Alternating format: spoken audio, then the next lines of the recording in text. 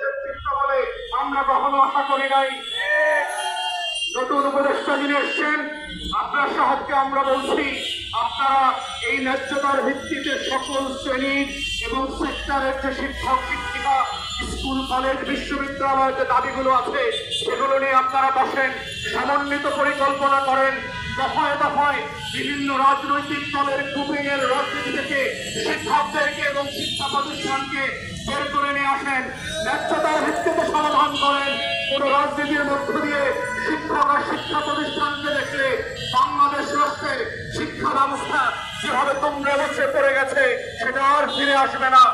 আমরা শিক্ষা ব্যবস্থাকে বলছি, আমাদেরকে বলছি, যারা গণপ্রজাতন্ত্রী বাংলাদেশ সরকারের বর্তমান নীতি নির্ধারণী দায়িত্ব পালন করছেন, বাংলাদেশের শিক্ষা ব্যবস্থাকে ছেলে সাজানোর রাজনীতিকরণ করবার একটা মোক্ষম সময় এখন এসেছে।